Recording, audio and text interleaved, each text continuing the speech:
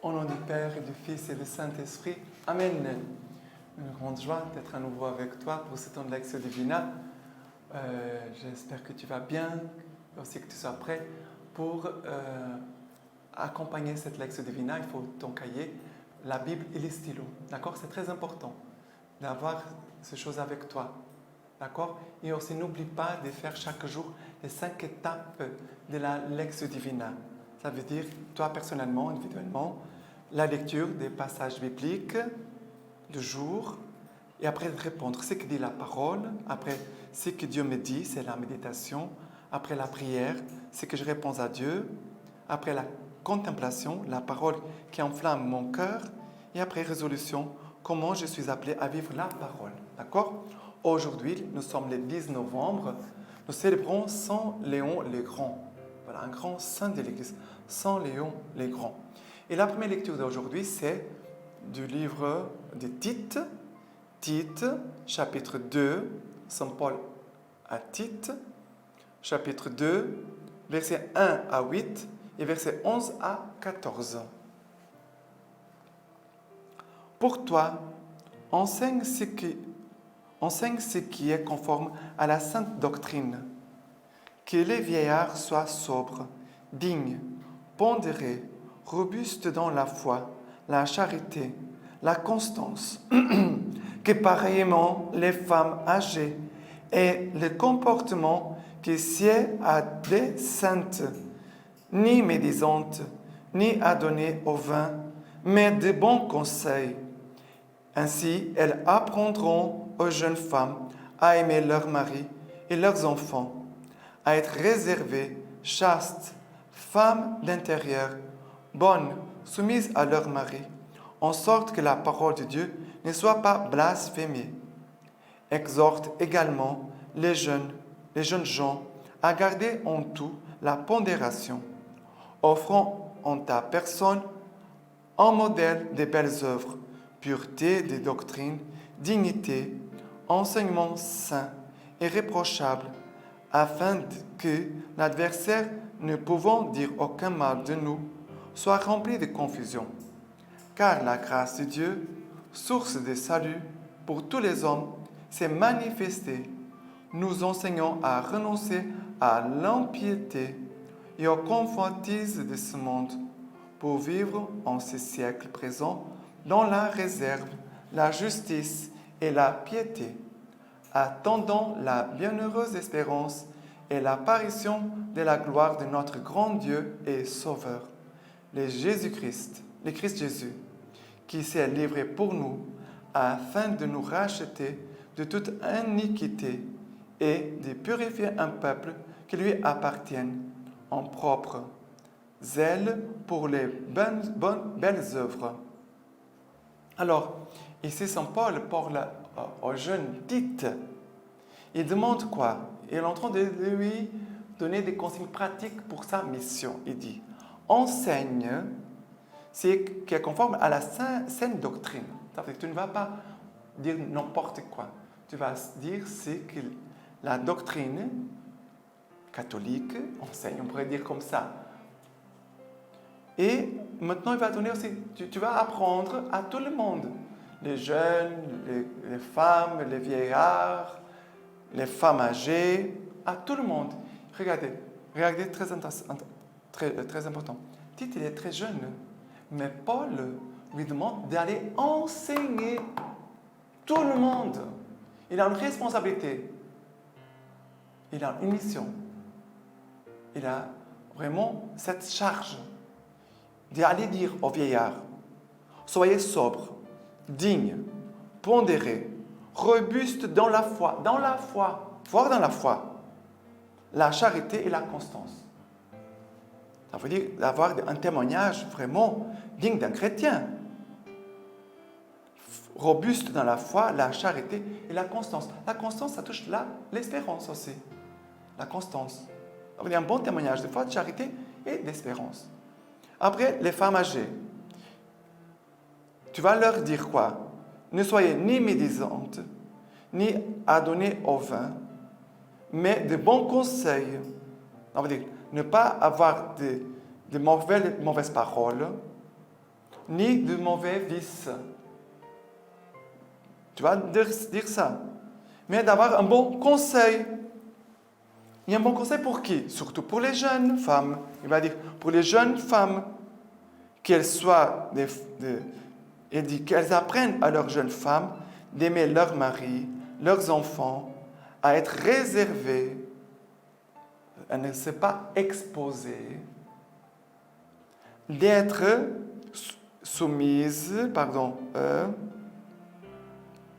d'être réservées, chastes, femmes d'intérieur, femmes qui vivent de la prière de l'intérieur, bonnes, soumises à leur mari, en sorte que la parole de Dieu ne soit pas blasphémée.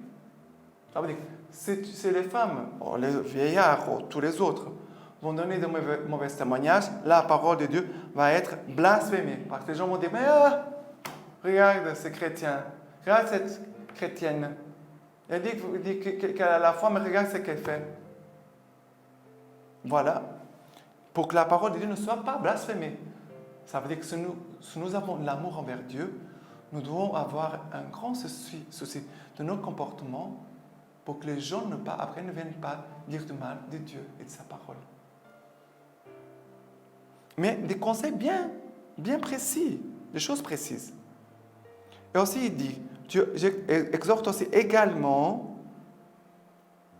les jeunes gens à garder en tout la pondération en offrant en ta personne un modèle de bonnes œuvres, pureté de doctrine, dignité, enseignement saint et irréprochable, afin que l'adversaire, ne pouvant dire aucun mal de nous, soit rempli de confusion. Voilà, et ici, elle exhorte que tous puissent avoir une bonne conduite, et aussi les jeunes. Et regardez, les bons conseils que Tite est en train à la charge de donner. Est-ce que c'est, par exemple, de ne boire du vin, ni à donner au vin, les femmes âgées. Mais c'est que pour les femmes, non, c'est pour les hommes âgés, pour les jeunes gens, pour tous. Les conseils ici concernent d'être robuste dans la foi. C'est que pour les vieillards. Non, c'est aussi pour les femmes âgées, aussi pour les jeunes femmes, ou pour les jeunes gens. C'est valable pour tous. D'accord? Il faut vraiment comprendre que c'est pour tout le monde. Mais les vieillards, ils ont une charge, une responsabilité plus grande par rapport à être sobre, d'être robuste dans la foi. Les femmes âgées, elles doivent ne pas être médisantes. Les femmes mariées, qu'elles aiment leur mari et leurs enfants, qu'elles soient des femmes intérieures, qui n'exposent pas. Aussi les jeunes gens, aussi, qu'ils soient purs, qu'ils soient chastes, qu'ils puissent avoir de belles œuvres. Ok? Regardez en tout la pondération.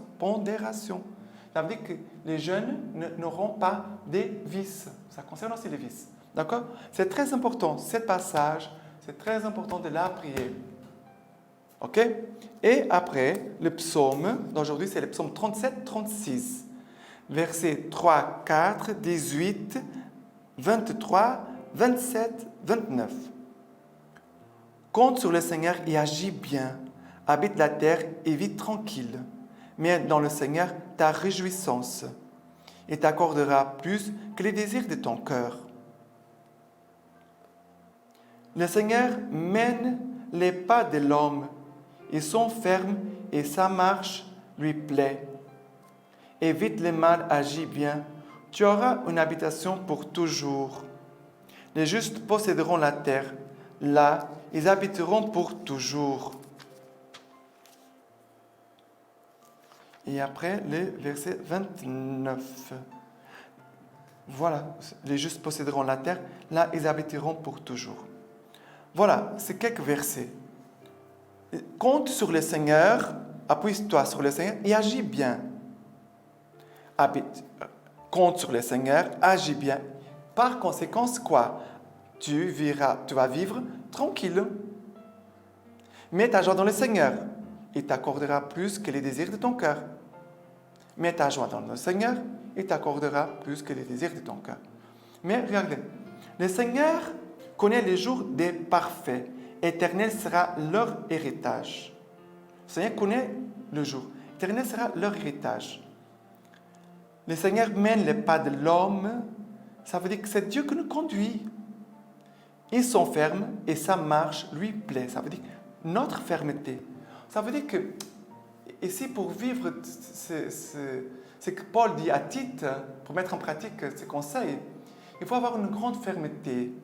Une fermeté dans le Seigneur, dans les choses de Dieu. Si nous ne serons pas fermes dans les choses de Dieu, comment nous serons fermes après dans les autres choses de notre vie? Nous ne serons pas capables. Ça veut dire que tout commence en Dieu. Être ferme dans les choses qui concernent Dieu, pour après être ferme dans les choses qui concernent notre vie, on peut dire la vie des hommes. D'accord? C'est une grâce qu'on doit demander. Seigneur, donne-moi la grâce d'être ferme, fidèle dans les choses de Dieu qui te concernent à toi, Seigneur mon Dieu, pour après être aussi ferme dans les choses de notre vie humaine. OK? Et après, l'évangile d'aujourd'hui, c'est l'évangile de Luc, chapitre 17, versets 7 à 10. Qui d'entre vous, s'il y a un serviteur qui laboure ou garde les bêtes, lui dira à son retour des champs, « Vite, viens te mettre à la table. » Ne lui dira-t-il pas au contraire, « Prépare-moi de quoi dîner, ceins-toi pour me servir jusqu'à ce que j'ai mangé et bu. Après quoi tu mangeras et tu boiras à ton tour. » C'est-il gré à ses serviteurs d'avoir fait ce qui lui a été prescrit? Ainsi, de vous, lorsque vous aurez fait tout ce qui vous a été prescrit, dites, nous sommes des simples serviteurs. Nous n'avons fait ce que nous devions faire. Voilà. Que nous puissions écouter cette parole du Seigneur et aussi de nous pouvoir la dire. Nous sommes des simples serviteurs. Nous avons fait ce que nous devions faire. Mais ce que tu dois faire, ça veut dire que concerne ce que tu dois faire par rapport à Dieu. Là, tu es sûr de ne pas rater, de ne pas avoir tort. Mais ici, qu'est-ce qui se passe? Et le Seigneur vient et Jésus va dire, mais quand son serviteur que laboure, regarde les bêtes, arrive à la maison, son maître va se mettre à lui servir. Non. Il va lui dire, prépare-moi de quoi manger. Viens me servir. Et après, tu mangeras et tu boiras. Regarde, ce serviteur, il va faire ce que son maître lui demande parce que dans l'humilité, regardez, dans l'humilité, il ne sera pas étonné de ce que le Seigneur lui demande de faire. Son maître lui demande de lui faire. Il dit, mais c'est normal, j'ai travaillé, j'ai gardé les bêtes, j'arrive à la maison, je vais préparer de quoi dîner, je vais servir mon Seigneur, mon maître, et après je vais manger et boire. En plus, il est bon, il me donne de quoi manger, parce que parfois il y a des gens qui ne donnent même pas ce qu'il faut à ses employés. On le sait bien, qu'il y a des gens qui sont très méchants. Ici, il va dire, mais c'est normal. Voilà, je travaille, après je vais manger, je vais boire. Mais qu'est-ce que le Seigneur veut nous apprendre à chacun de nous? On doit avoir ce même cœur d'humilité. Et aussi ce cœur de serviteur. Parce que le cœur humble, c'est le cœur qui est serviable. C'est lui qui n'est pas humble, qui n'est pas serviable. Si on va lui demander quelque chose, il va dire, mais pourquoi tu me demandes à moi? Pourquoi tu ne demandes pas à un autre? Et souvent, il y a des gens qui sont comme ça. Ils ont toujours des réponses. Mais pourquoi tu me demandes à moi? Pourquoi c'est moi toujours que tu demandes? Et parfois, ce n'est pas vrai. Hein? Mais la personne ne veut pas servir. Mais regarde, si tu ne te mets pas au service du Seigneur et aussi de ceux qui sont autour de toi, le jour que sera ton tour de partir, le Seigneur va te dire, mais Jésus a voulu servir ses apôtres. il a voulu les servir. Et Jésus va dire, faites, heureux êtes-vous si vous faites ce que je viens de vous montrer. Jésus va dire, heureux êtes-vous si vous le faites. Jésus a donné l'exemple. Ça veut dire que Jésus est venu comme un serviteur. Jésus est venu comme un serviteur. Il n'est pas venu comme un maître pour que les autres viennent le servir. Jésus dit, je suis venu pour servir, non pour être servi, et donner ma vie en rançon pour la multitude. Soyons comme Jésus. Ayons la force, le courage, la fermeté de vivre comme Jésus. Et en cette fête de Saint Léon le Grand, nous avons comme lecture patristique homélie pour l'anniversaire de son épiscopat. Il dit comme ça. L'Église universelle est organisée selon des degrés différents afin que la diversité des membres assure l'intégrité de ce corps sacré. Cependant, comme dit l'apôtre, tous, nous ne faisons qu'un dans le Christ. Nous ne faisons qu'un dans le Christ. Tous ceux, en effet, qui ont été régénérés dans le Christ, les signes de la croix ont fait des rois, et l'onction de l'Esprit Saint les consacre prêtres. Ainsi, en dehors du service particulier de notre ministère, tous les chrétiens qui vivent selon l'Esprit et selon la logique de leur vocation doivent se reconnaître comme participants à la race royale et à l'office sacerdotal. Qu'y a-t-il en effet d'aussi royal que d'être un esprit soumis à Dieu qui sache gouverner son corps? Et qu'y a-t-il d'aussi sacerdotal que de consacrer à Dieu une conscience pure et d'avoir sur l'autel de son cœur les sacrifices sans tache de la piété? Cela vous a été donné par la grâce de Dieu en commun avec tous. Et pourtant, c'est de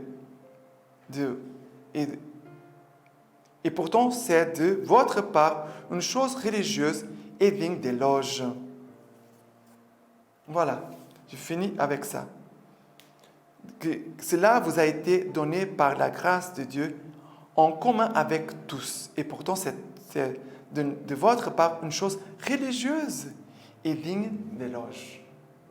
Que le Seigneur puisse vraiment nous donner ce cœur de serviteurs, que nous puissions vraiment honorer, glorifier Dieu par notre service, avec beaucoup d'humilité. Et si quelqu'un nous méprise, disons, ou ne dit pas merci, nous dirons la même chose. Nous sommes des simples serviteurs. Nous avons fait ce que nous devions faire. Gardons cette parole. Et maintenant, je te laisse la bénédiction du Seigneur pour toi et aussi toute ta famille. Que Dieu Tout-Puissant vous protège et vous garde, le Père, le Fils et le Saint-Esprit. Amen.